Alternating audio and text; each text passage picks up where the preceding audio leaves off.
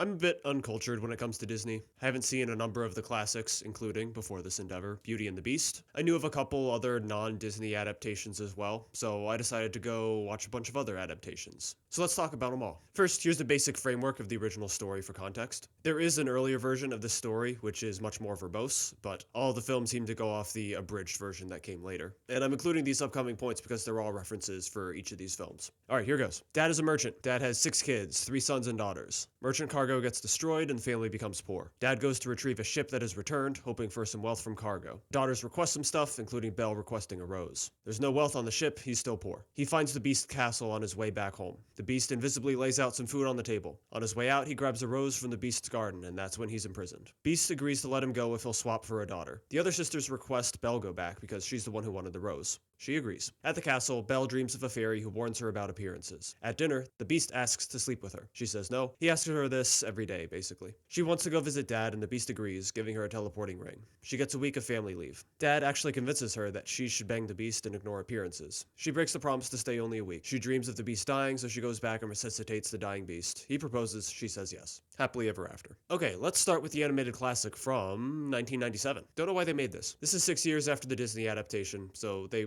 weren't directly trying to capitalize on that, but here are some quick comparison points. This is a musical. The dad is a merchant. There are no brothers, just 3 sisters. Instead of lifelike furniture or whatever, there are 3 ghosts who are described as stuck between realms or something similar. They also don't get freed or restored or anything. They're just kind of stuck as ghosts, I guess, at the end of the movie. There's also this weird opening where they seem to like exist outside of the movie, outside of the story, and then they jump into it. I don't really know what to make of that. I don't know. So as you'd expect from an animated ripoff 6 years after the fact, this is really awful. It's actually a striking example of how important sound is in film, even though we might not consciously think about it that much. This film's version of Be Our Guest, I think, is so instructive. The mix is just abhorrent.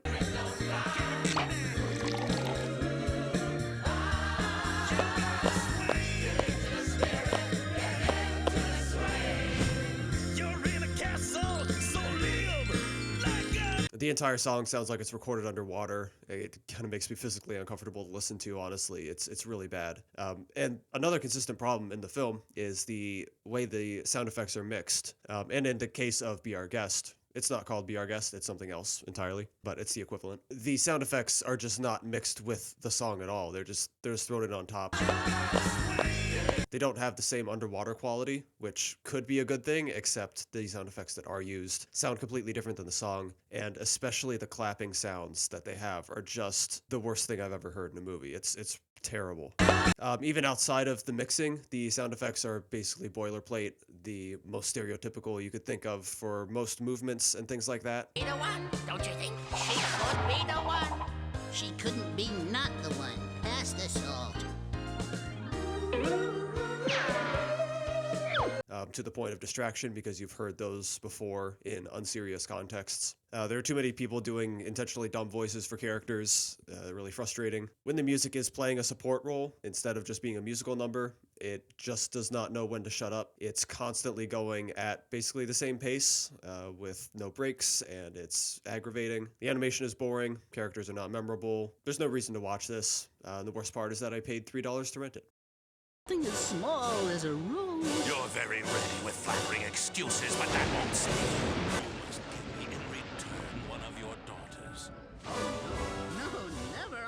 I could never for. Alright, now let's do the animated adaptation you're here for. Beauty and the Beast 1992. This one was probably made to capitalize on the popularity of the Disney one, maybe. It is better than the previous entry, but that is a trivial accomplishment. So, comparison points here. Not a musical. Dad is a merchant. 2 brothers, 2 sisters. No ghosts or statues, I don't think. There's actually a human maid or whatever in the house, which is something, I guess. Easily the most grating voice performances, at least that I can imagine. I'll only marry a count or a duke. Just picture it. Duchess Alicia, I love it. And Countess Pauline. And what can I bring you as a gift from the city, Beauty? This is only like 49 minutes, and I barely made it. Both the sisters and the dad are just agonizing. This is the most boring version of Belle of any of these adaptations. This is largely because they animated her with 0 capacity for expression or emotion. Don't know why. There are other characters who do have that, not Belle. This one's main sin is just vacuousness. There's nothing here. I'll give it 2 points of credit though. First, it has the ugliest beast of all the adaptations, which I guess is good. And also, I like the general architecture of the Beauty Beast relationship. If these story beats were done this way in like a competent film, it would probably be the best relationship story for the two. I like that the beast starts off a little softened emotionally. Since the film is short, you've only got so much time to cover all this ground between, like captive captor and alleged romance. So in this version, Beast does not have quite as much ground to cover as he does in some others. He already starts out a little bit sympathetic to the father-daughter dynamic, and that gives them a little bit less distance to cover. Makes it a little more believable for me, because I'm generally not a huge fan of the romance arc in most of these, if not all of these movies. That fact helps it out a little bit for me. But unfortunately, this is not a competent film, so it's a waste. Okay, for real this time, it's the Disney animated Beauty and the Beast. Very refreshing change from its imitators, of course. Genuinely enjoyable film. Of all the adaptations, Disney strays by far the furthest from the story. This is not a mark against them. It's just interesting to me to think about it. Some comparison points. This is a musical, of course. Dad is not a merchant, he's an inventor. There are actually 0 siblings. Animated statues, of course, one of the most noteworthy features. The figure of Gaston doesn't exist in the fairy tale. And also, Dad doesn't get in prison for taking a rose. The Beast makes no attempt to be hospitable. It's actually the statues being hospitable on his behalf. This is still in the classic 2D Disney era, so artistry is excellent, of course. I've really enjoyed the way that some of these classic Disney films use colors everywhere, even to indicate darkness or dread. For example, the darkness in this film is mostly like a dark purple. Evil is an intense green. For instance, when Dad is imprisoned by the Beast, it's a green environment with dark purple around the edges for darkness. So the film keeps its color identity no matter what the mood, which I think is great. Very fitting for what the film is. I absolutely love the visions of the woods and the countryside. Different than the meat and potatoes illustrations, maybe a little closer to impressionistic, but so nice, so aesthetically pleasant. Love the look of the stained glass introduction and conclusion as well. The animated characters in the castle have great characterization. Love the voice performances from Gaston and the Beast especially, and I like how their voices run more operatic. And if I remember right, I think the voice actor for Gaston is like actually an opera singer, or maybe was. Not the hugest fan of the songs in general, not that I don't like them, but they are not as much of a selling point for me. Not a huge musical fan, so, bear that in mind. Be Our Guest is my favorite for sure, but none of the others resonated with me a ton. Not terribly convinced by the progress of the Beauty-Beast relationship in this one either, but I think it's, maybe like middle of the road for me. But this is sort of the definitive cinematic adaptation of the story. I think that's totally justified. This is a great time. If you're only going to watch one of the movies, like in this video, of course it's this one. Okay, let's jump to some live-action adaptations. And we'll start with 2014 Beauty and the Beast, made by the guy who made multiple Silent Hill movies for some reason. Comparisons. This is not a musical. This is the classic merchant story. There are siblings, not 6. No statues, lots of dogs and magic though. So I try to avoid criticizing movies for like trying too hard or something to that effect, because I would much prefer that a movie try hard than not try. But here I kind of think I want to. This is the kind of movie you might expect to go big and lavish on production design. Beast is wealthy and magical, so yeah, give him an opulent domain. But the environment is also a weight-bearing part of the story. Like the castle is very important, and the place that Belle is and the Beast lives. So it's an integral part of the storytelling while also playing support. And I think you can only go so far with it before it becomes kind of conspicuous and unhelpful. You can only have so many roses all over the place and so many biomes in one castle before it becomes a little distracting and overwhelming. And additionally, I think this is a movie whose color palette generally skews darker or more subdued. I think that does not make the flashy stuff look as flattering as it probably could, or sometimes should. And at times it diminishes the luster of some of the extravagant sets and dressing. This movie has one of the dumbest costuming choices I've ever seen in like a real movie. Beast comes flying out of the forest to save Belle while wearing like this white fur coat he must have stolen from Liberace. And I think it's the perfect example of going too hard for the context. He's rich, he's got cool stuff, but like, why are you choosing this? Why are you choosing something so flamboyant and so eye-catching? Does not fit the moment. I think that happens a lot in various ways. Don't know at what point in time in the movie she's supposed to be falling for the Beast, but it happens for some reason, because it has to, I guess. A lot of iffy VFX. I did watch this dubbed by accident, so that did not help my enjoyment. Probably have liked it like a smidge more in French. There was one of the most precise arrow shots in movie history, and it's hilarious. But this is a very forgettable adaptation that you don't need to watch. How about 2017's Disney live-action version? Comparison points. It is a musical. Not exactly sure what the dad is in this one because they completely gutted the character, but maybe he's a painter, maybe an inventor, maybe he's just an old guy with dementia. No siblings, animated statues. Gaston carries a lot of weight in this one. Not in muscle mass though, no longer as large as a barge. Kind of forget how dad gets imprisoned in this one, but doesn't really matter, the movie's bad. First thing to note, this adaptation is 45 minutes longer than the animated version. Don't understand why you would want a significantly longer version as the studio.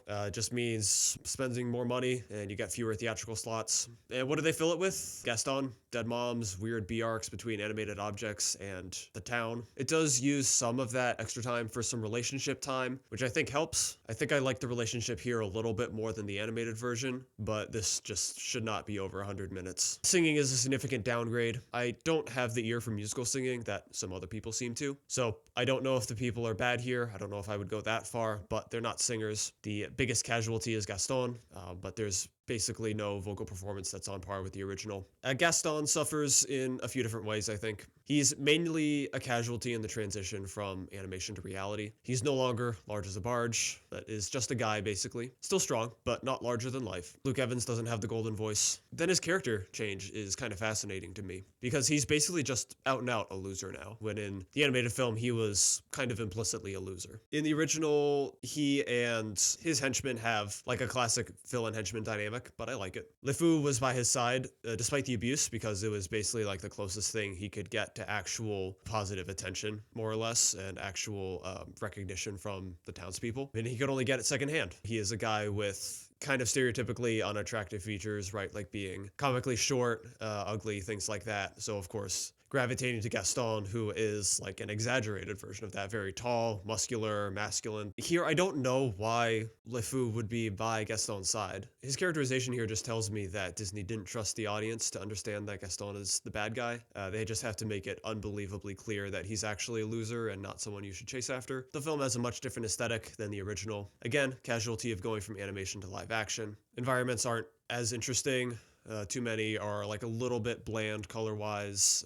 Too many scenes rely on darkness as a replacement for interesting mood. Good darkness is contrast, not light level. Remember that. The dad basically just doesn't exist. He has no personality. It's not even really notable in the town enough to be the crazy guy that everyone's like laughing at. Nearly all these adaptations have a scene or multiple scenes related to the beast not knowing how to eat like a civilized person. This version of the film is the worst by far. It's presented all cutesy, but he's drinking tomato soup like a dog and he's got red stuff running down his face. It looks like blood. It looks terrifying, but if you contrast that with the animated version where he's eating like oatmeal or something, looks kind of goofy in that one. And I think you gotta go with something that is goofy and is not terrifying if you're gonna have Belle just laugh it off immediately after. I don't think you can laugh off a blood-soaked beast face, personally. Anyway, this movie just shouldn't exist. It's stupid. Next is Jean Cocteau's 1946 Beauty and the Beast. He is a noteworthy director, if you're not familiar, especially for his more surreal visions in his Orpheus duology, as well as Blood of the Poet. Unfortunately, I never really got into his work. Same applies to this one. Some comparison points are it's not a musical, merchant dad, two sisters, one brother, and one extra like love interest or something, who's probably not her brother, don't know for sure. Kind of animated statues and furnishings, but not animated like Disney animation, animated as in inorganic objects come to life, sort of. The main draw here is some really lovely moments of aestheticism, some great lighting and composition, and I think in some ways this film sells the magic of the story better than any other entry. I also like some of the Beast's characterization. He is struggling with his animalistic urges a bit,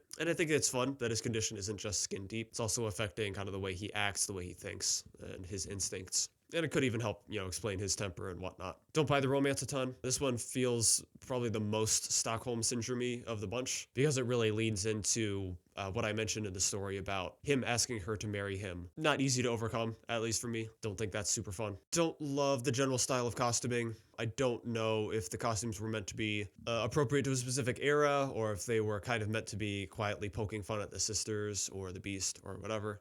They just have weird connotations to me now, watching it in 2026. The men look like pilgrims and the women and the Beast really look like they're kind of making fun of fancy people from centuries ago. I mean, I guess they're kind of fun. They're not boring. Really, I just don't find this one that interesting. I don't think the interactions have a lot of spark.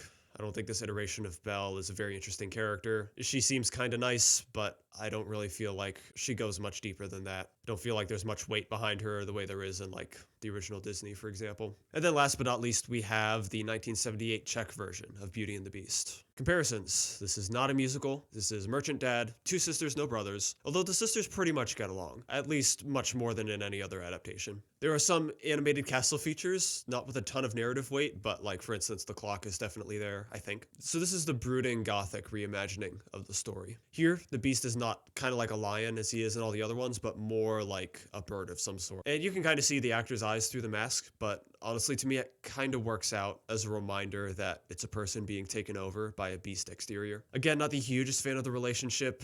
If either this or the 1991 version rang more true to me, then I think either one could be really special, but this one's not quite there. The main draw, I think, is the gloomy beauty that's captured on screen. It's kind of the polar opposite vision of 1991. It's a very earthy color palette, not a lot of brightness, in contrast to the enthusiastic brightness of Disney. But that's good. This is not the kind of movie that would benefit from that. This is the kind of movie that benefits from a darker beauty. And it really is lovely to look at. It is a very well chosen aesthetic. Beautifully gloomy forest shots, and the castle looks great. I love the production design on it to make it basically in ruins, like nature has claimed it, kind of like it has claimed the Beast in a way. You just watch it and you see a litany of great compositions, and it's a treat to see the artistry. So that's the list. I did not watch every adaptation because I don't hate myself, but I figured 7 was good enough for a video. But this is my approximate ranking. I would go 91, 78, 46, 2017, 2014, 1992, 1997. And I think if you're looking for more to watch besides just the classic Disney one, I would check out the 1978 version just to see a completely different vision that you're not going to see from the Disney versions. But really, all of them, I think, besides the knockoff animated ones, are worth seeking out if you're really interested in the story, because they all bring something interesting to the table.